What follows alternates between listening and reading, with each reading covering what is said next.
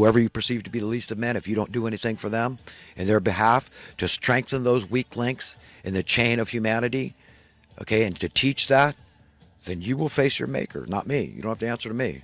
You will. You will answer to an all-intelligent God that owns your very soul. Remember, your life here is very tenuous. Any one of us could be dead at any moment. That's not being negative. That's science. That's a matter of fact. So don't be overly invested in this temporal existence. It's like a dream. We all know that in that sense. We never know when we're going to have to wake up from this dream and have an entirely different reality to face with, no body to face it with, no mouth to speak with, right?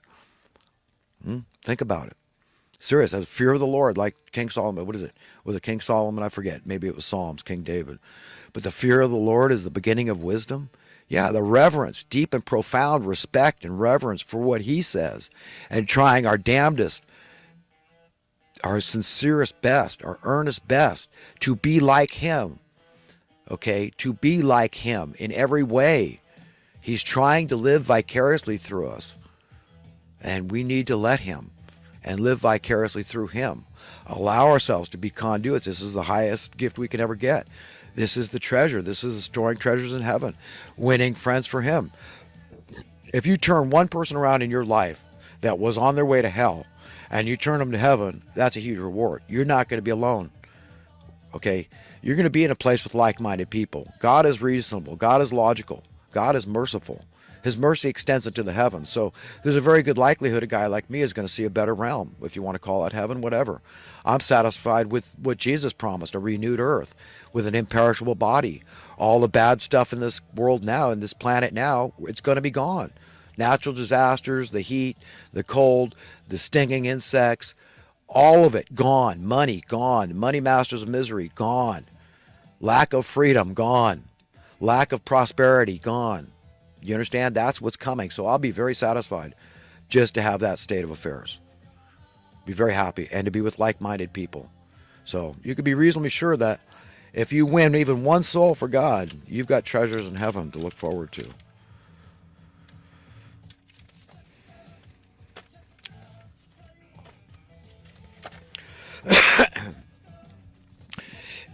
Excuse me.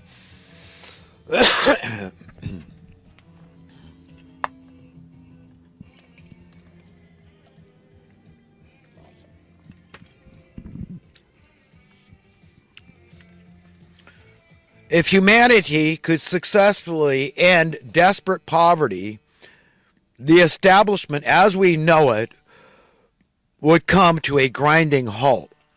Yeah, well, what's that? That's good. You know, Alex Jones is talking now like he doesn't want the establishment. It's Trump's against the establishment. Alex got to figure that out, man. I'm talking about the beast system. The same establishment that Bill Clinton set up. Okay, it really started under him and his daddy Bush and Bill Clinton, this New World Order cabal.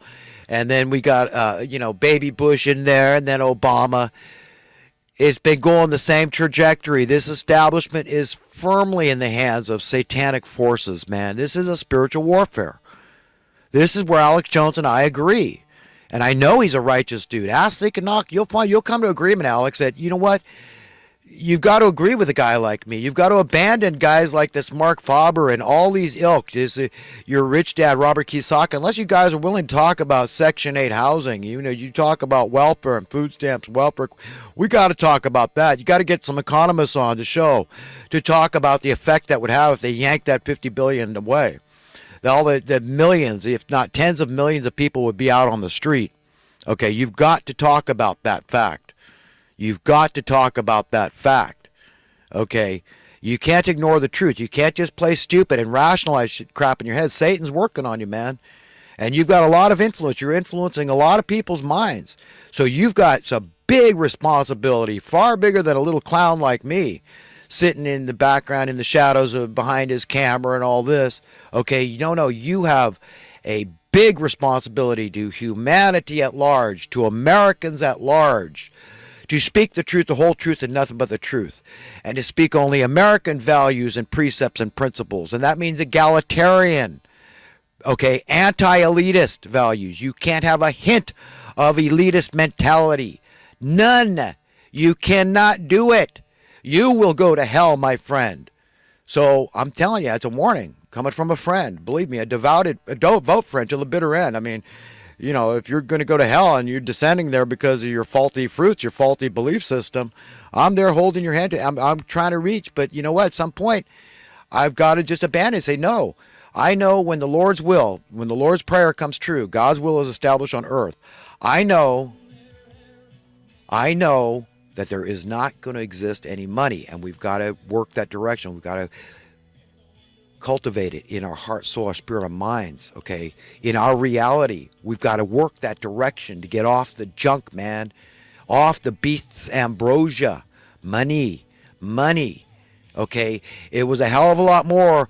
It was invented for a hell of a lot more than just facilitating exchange. You've got to admit that it is a perfect means for oppression.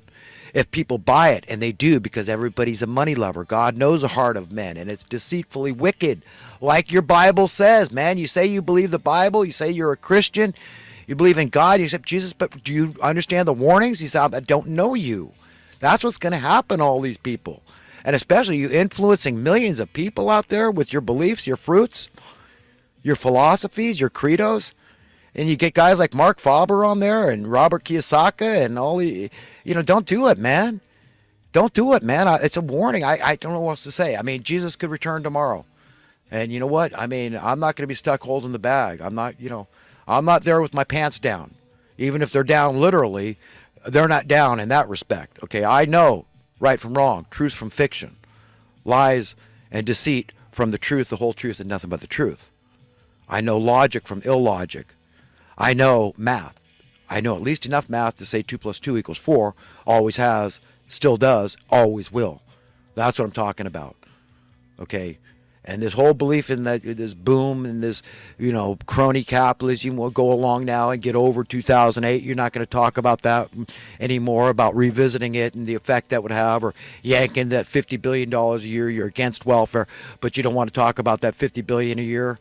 I don't, man. I mean, you start, shaking my faith in you, brother, and that makes me nuts. So, let's leave it at that. But my tape's almost over, and I'm going to wrap it up after this. But here's another thought. Solving societal ills is not only an acute, very serious conflict of interest to the current establishment, but solving societal ills is a literal existential threat to the establishment as we know it.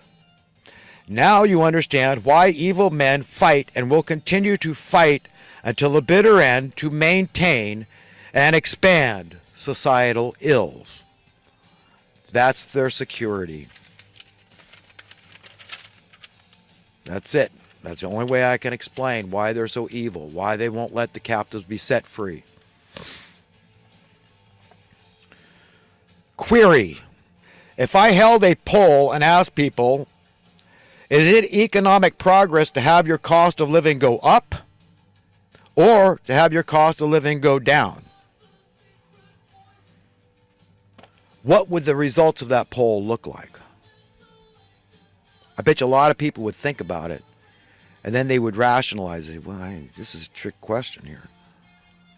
But I know it's benefited me. I know it put me at the long end of the stick. It was the establishment, this crony capitalism. So I know it's bad for a huge segment of the public, but it's benefited me. So I know how I'm going to answer this question. I'll make this guy look stupid. Huh? That's what you're going to do? Maybe I'll just do that. We'll see who's got the cojones to come up to me and speak to me down at the city plaza. Huh? Maybe I'll do that. Maybe I'll just do that this coming weekend. In light of the fact that in America, constitutionally speaking, the only legitimate government is we the people,